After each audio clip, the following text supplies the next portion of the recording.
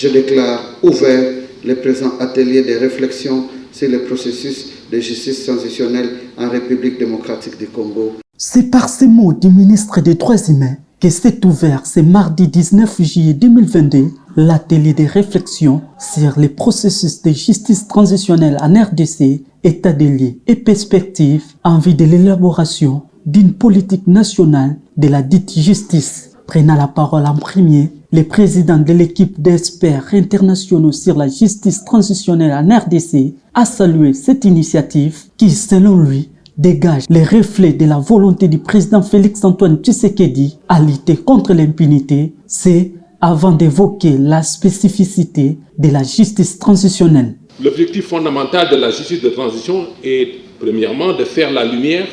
sur les cycles successifs d'événements violents ayant entraîné des violations graves et souvent massives des droits de l'homme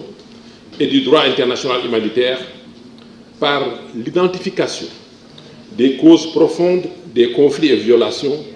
qui ont traumatisé la nation congolaise et choqué l'humanité. Cet atelier constitue un pari audacieux pour la RDC afin de garantir le respect des droits de l'homme, a déclaré le directeur du Bureau conjoint des Nations Unies aux droits de l'homme, Abdoulaziz Choy. Pour faire face au lourd héritage du passé,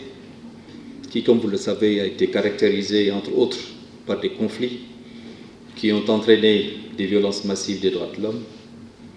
aborder la transition d'un contexte de violence vers une société respectueuse des droits de l'homme, plus juste, stable et unie par la mise en œuvre des mécanismes de justice de transition, est un pari audacieux et courageux de la part de l'État congolais et nécessite l'implication de l'ensemble des institutions publiques et des autorités aussi publiques, des représentants de la société civile, des victimes et des partenaires techniques et financiers de la République démocratique du Congo. La directrice des cabinets adjoints du chef de l'État en charge des questions politiques, administratives et juridiques a, au nom du président de la République, promu la disposition de tous les moyens pour la mise en place des mécanismes de la justice transitionnelle en RDC. Quant à nous, la présidence, conjointement justement avec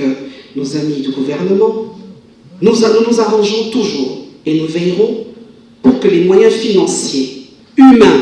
moraux soient toujours disponibles. La machine déjà en marche et plus question de retard, le ministre des Droits humains s'est engagé à poursuivre les consultations nationales sur la justice transitionnelle sur toute l'étendue de la RDC. Le lancement avec l'appui du BCN-IDH de la phase essentielle et primordiale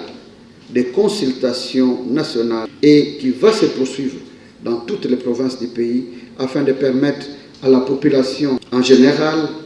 et aux victimes en particulier de pouvoir s'exprimer sur ce qu'ils attendent du processus de justice transitionnelle. À l'issue de cet atelier de 3 jours organisé conjointement par le BCNDH et le ministère des Droits humains, un document holistique sur la politique nationale de la justice transitionnelle sera élaboré.